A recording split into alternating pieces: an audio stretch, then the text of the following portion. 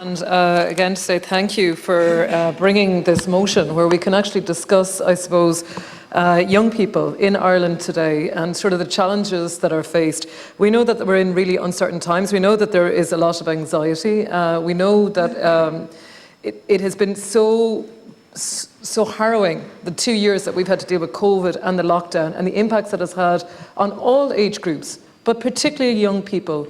As a spokesperson, I suppose, for education, for further higher education, research, innovation and science, I'm very aware, and as a member of the Mental Health Committee here with Cathaoirleach, Francis Black as well, we have heard from so many groups that tell us of the challenges day to day. I represent, I suppose, East Galway and Roscommon. I come from Ballinasloe, but it is an area that has its own challenges, particularly around public deprivation. We have the DEIS level Band 1 school in Ballinasloe. But I am very proud to say that we are seeing an investment in DEIS support. So in other words, supports for schools to get access to DEIS level supports. That's now 1 in 4 schools across Ireland. Over 1,000 schools are getting access to those supports.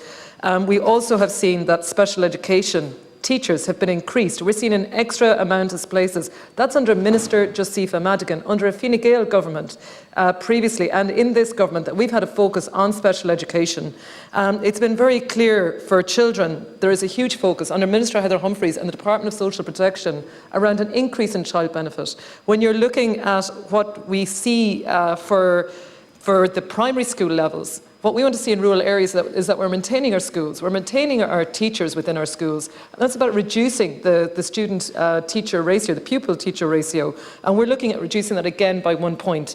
When it comes to students, last week we passed a phenomenal piece of legislation, landmark legislation, around the Higher Education Authority Bill. This will be the funding agency for third level. What we're going to be looking at here is that this government has created a brand new department for further and higher education. This government has actually focused and prioritised students. We're seeing an increase in terms of SUSI.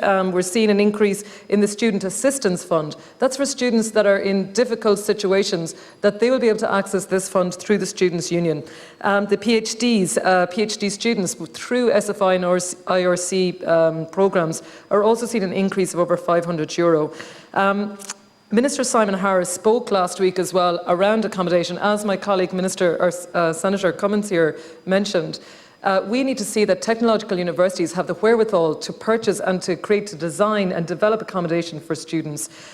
We know that in the short term, the rent-to-room scheme is something that's been promoted by all universities in cities and towns across Ireland. And the technological universities, the reason that these are so crucial for young people is that we now have university campuses in towns across Ireland. It's not just in our cities. We are now seeing it in towns all across the West, through the Atlantic Technological University, through TUS and Athlone. It's been absolutely crucial at developing third-level excellence in areas outside of our main city centre urban areas. We really want to encourage that those families living in those areas will include rent-to-room schemes and will literally be people who are potentially students or alumni that have gone through the system. This motion, and I want to really thank the senators who've brought this, because it's really important to highlight that we see these benefits coming through the budget, but that does not underestimate in any shape or form the mental health challenges that are out there, the high levels of addiction that we're seeing as well in some of our towns. We're seeing this happen, and we need to have those supports in place. I know through the Department of Health, we are looking at the supports that have been put in place around disabilities, around those networks, around the CHO schemes as well, all across Ireland. But we need to see our public health working with our communities on the ground.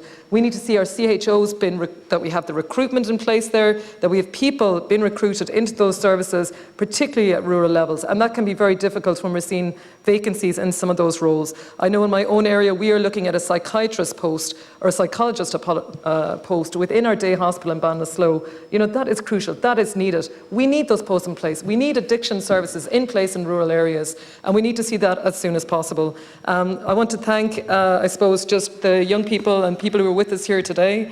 The voices being heard are absolutely crucial. And Minister Simon Harris, in making this legislation around the Higher Education Authority, made sure that student voices were included when it comes to boards of management for universities. And it's crucial that the Students' Union voice is also included as well. Gurmagas, thank you. My good friend.